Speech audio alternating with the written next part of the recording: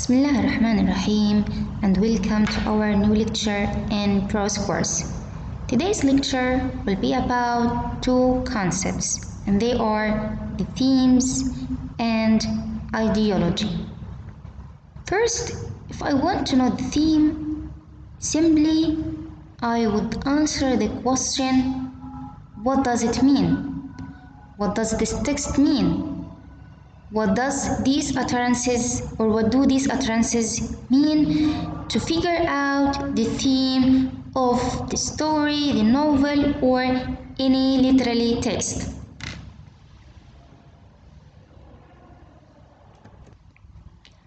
So themes are elements of discourse, not of the story. This could be a true and false question in the final exam. Themes are elements of discourse, not of the story. They tell us what the story means, not for the characters in the story world, but for anyone who has an interpretive perspective on the story. So, to know out the theme, you have to have what interpretation skills, to analyze, to think, and then come up with the exact theme or an appropriate theme.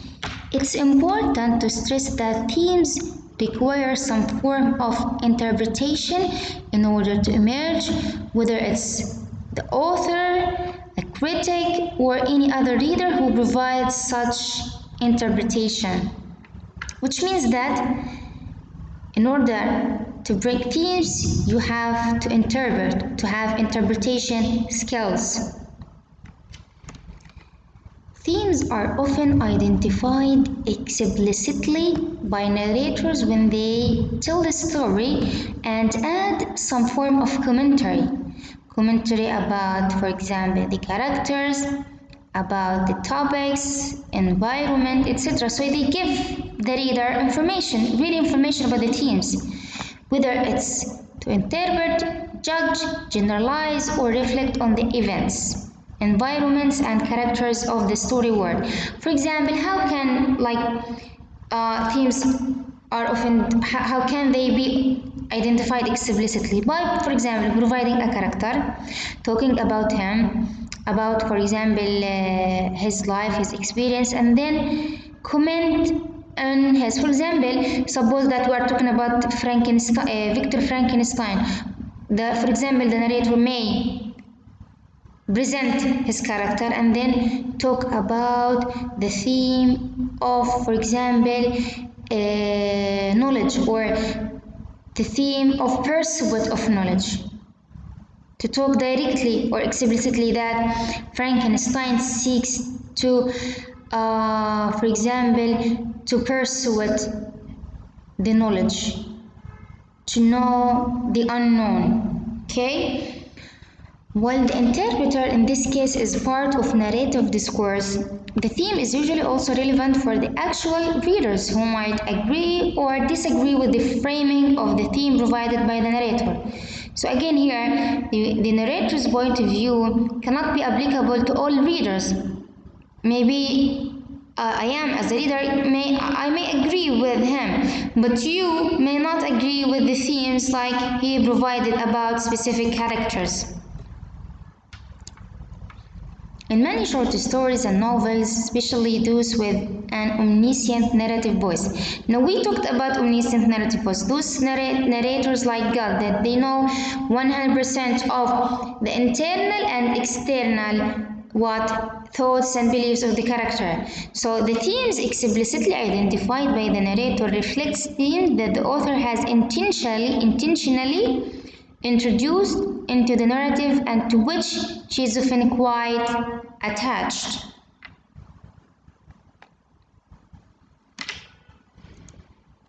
Maybe the omniscient narrator intentionally introduced some themes, maybe because he wants the reader to know something, maybe because he don't want the story to take so much long time. Okay, maybe he want the reader to focus on some specific things. For example, The omniscient narrator of Harriet Beecher Stowe Uncle Tom's Cabin clearly identifies the immortality of slavery as the key theme in the narrative. I mean here that the narrator himself defined this theme. Yani in other words, if I ask you like to bring the theme of this, you will directly catch it because the narrator himself tells you that the theme is the immortality of slavery. This is the theme. In other literary works, you have to figure out to use your interpretation skills to know the theme. So, like some themes could be provided directly by the narrator himself. Okay, other themes you have to go and like think, use your interpretation skills to know what the theme is. In many other stories, however, the themes are not explicitly identified. This might be because the narrator refrains يمتنع from making explicit commentary about the story.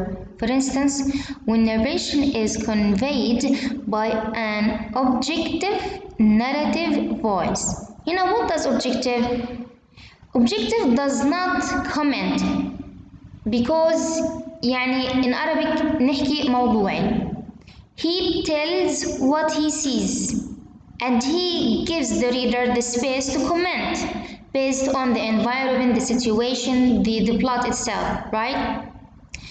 So here and the space is given for the reader to think and connect things together to come up with the themes.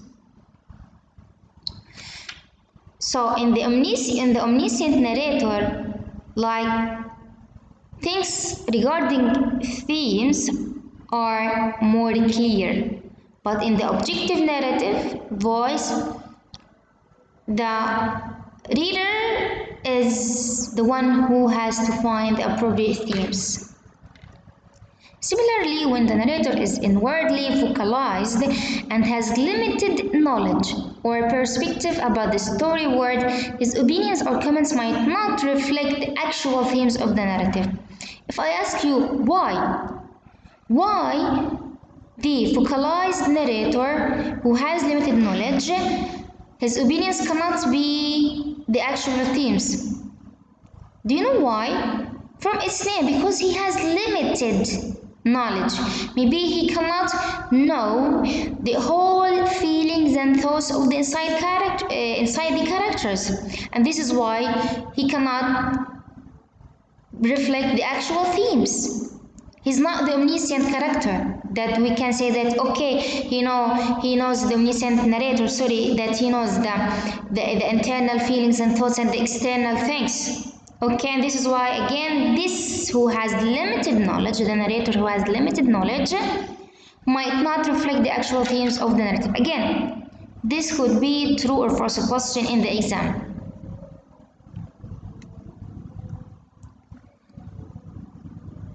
Characters can provide themes? Could be. Can. If I ask you in the exam in true or false question, can characters provide themes? Can they? The answer is yes, but how? Well, in many cases, however, characters express aspects of theme in the form of subjective or general reflections about crucial elements of meaning in the story. This is most common in the so-called philosophical novels, which often include long dialogues or monologues where characters develop ideas or opinions that connect with the themes of the story. So from these long dialogues, the characters develop like the themes by discussing ideas and opinions. They can provide themes or connect these ideas with the themes of the story. Again, the characters can provide themes when there is long dialogues or monologues, okay? Monologues, which means that a speech or a character who's speaking to himself alone without other characters.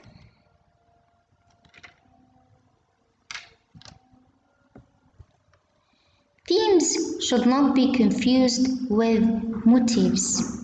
motifs in Arabic ممكن أحكي أنا يعني زي باعث لإشارة معينة. أوكي، رمز أو باعث لإشارة معينة. If themes are elements of meaning in narrative discourse, motifs are existence that recur throughout the story and often acquire a symbolic significance. This is a very important question.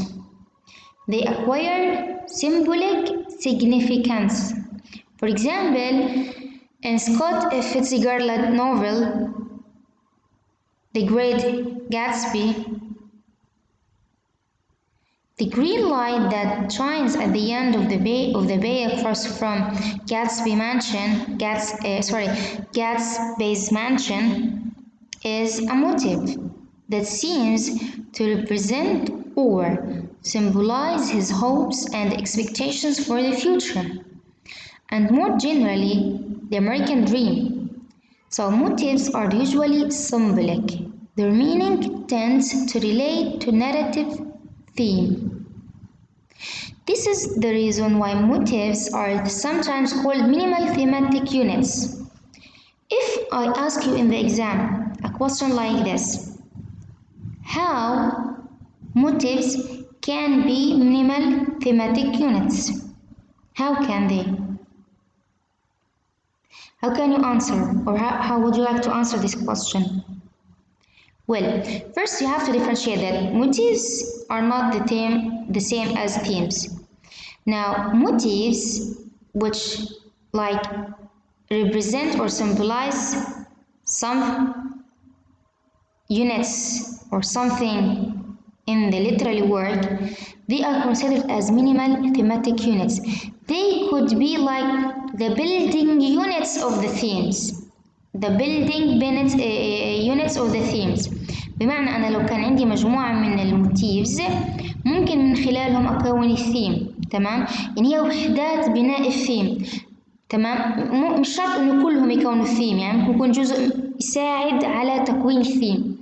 So again, they are the minimal thematic units that used to build the theme. يعني sometimes the motif, if I connect them together, I may come up with the theme. Okay? But be careful that the motifs is not as same as the theme. Now let's talk about a new topic or concept, which is identity. شو يعني identity؟ identity يعني in Arabic لو أنا سألتكم ترجموا لي هي هوية، صح؟ ID هي personal identity أو identification card، يعني مثلا الهوية. طيب only through narrative fiction can we share or think we share the subjective experience of another individual, access his or her thoughts, and participate from within in his or her life decisions. This illusion created by fiction is a powerful way to reinforce identification with a given in a group, as well as to approach and try to understand out groups. If I ask you to comment on this slide, how can you comment?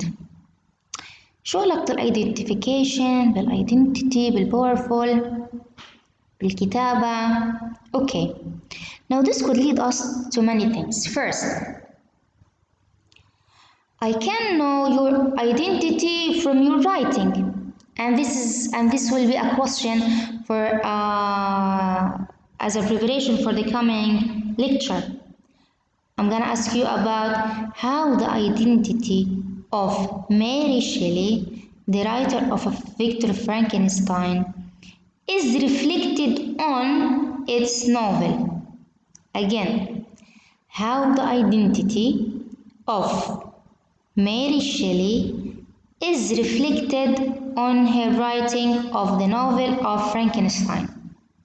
So, again, we can know your identity maybe from your writing. Okay, but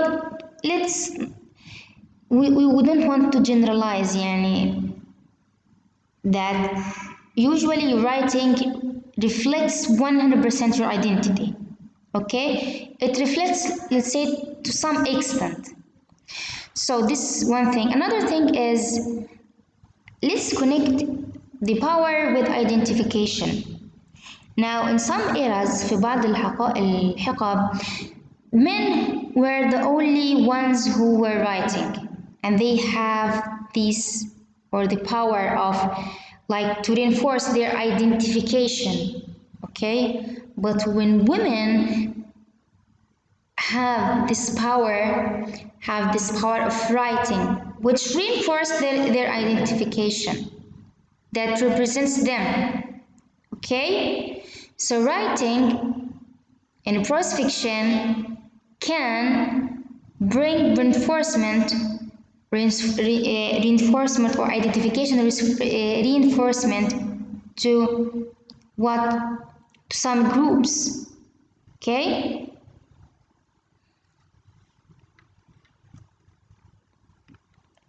gender identity.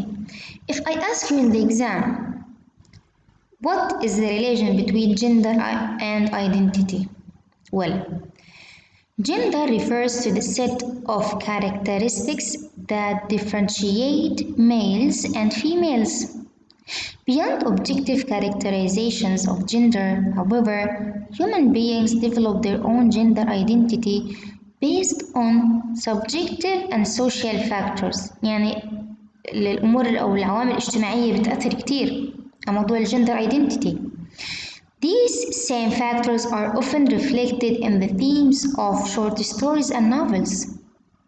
The social factors are reflected in these literary works, particularly in the depiction of male and female characteristics, and the different roles or psychological traits that narrative discourse assigns to them. هنا ممكن أسألك سؤال بالامتحان.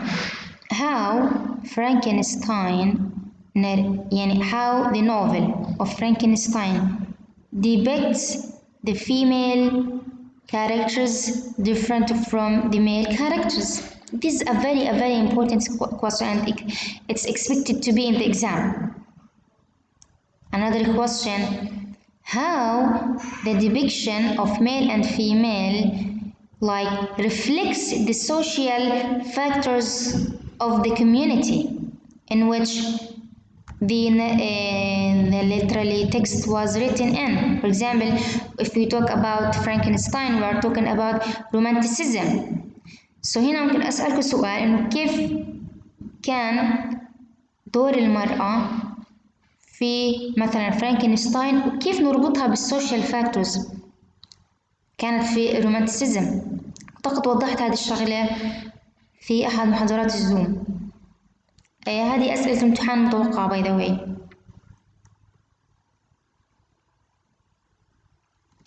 So, as most stories have been written by men, generally from an androcentric perspective, يعني من وجهة نظر المان, they have tended to cast women in subordinate or dependent roles, the same as what? Frankenstein.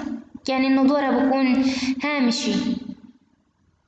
Often presenting them as ambivalent objects of male desire and repulsion. And they have passive, we can say they have passive roles.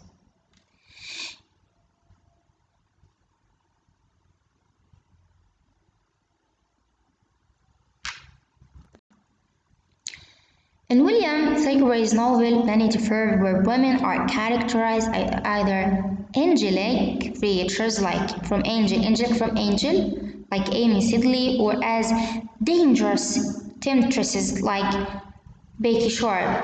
يعني في ازدواجية عنه.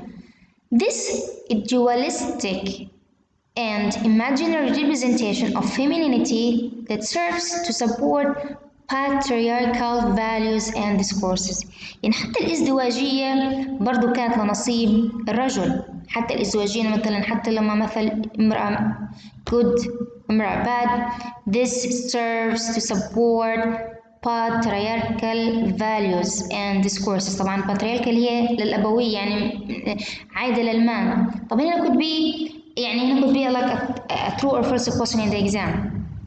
The dualistic and use like of the role of women can serve to support patriarchal values and discourses. Yes. يعني مش بس عشان ذكر يعني الومن لها دور منيح زي الانجليك creature انه خلص يعني he supports the woman role. No, it's not sufficient since he's like presenting other negative or other bad characters. For example, here we talk about the dangerous temptresses like Becky Sharp. Before the 20th century, only a few female writers such as Charlotte Bronte or George Eliot had the courage or the opportunity to break social restrictions and conventions in order to produce short stories and novels that represented female subjectivity and agency in their own right. It's only with the development of identity politics that development of identity politics that women as well as other minority groups have been able to use prose fiction to openly explore themes of gender identity. يعني بعد ما بدأت الحياة السياسية تعطيهم حقهم في التعبير، الكتابة، حقوقهم بشكل عام، بدأت المرأة تمتلك القوة في كتابة الأعمال الأدبية. Now the last thing and one of the important topics we are going to talk about is the ideology. What is ideology?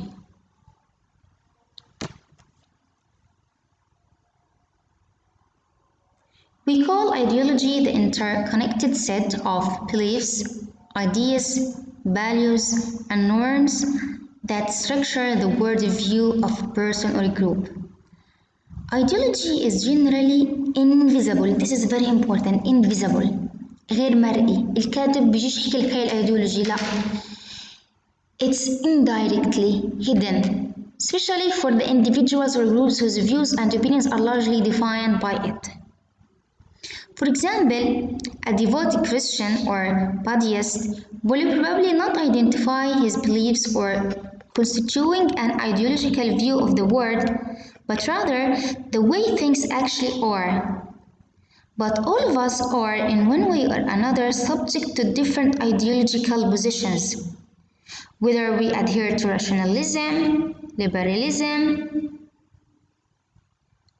communism, Shu'iyya, or other structured systems of thoughts and values. These ideologies influence to a large extent the meanings we ascribe to ourselves and to everything else in our life world, including other people.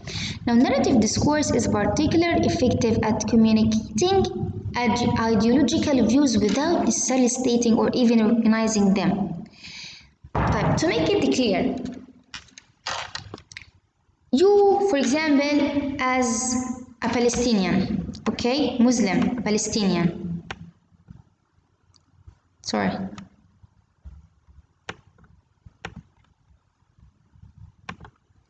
Your mom may tell you some stories about, for example, the events of 1948 حدث 48 and like a lot of the stories of our ancestors, etc.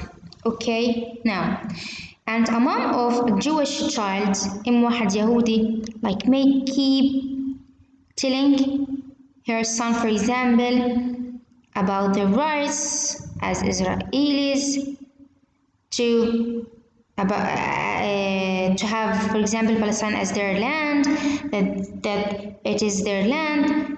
I mean, to tell him stories about something without telling him directly that, for example, we should hate Palestinians. Now, indirectly, those stories told to an Israeli child may constitute to form an ideology inside him.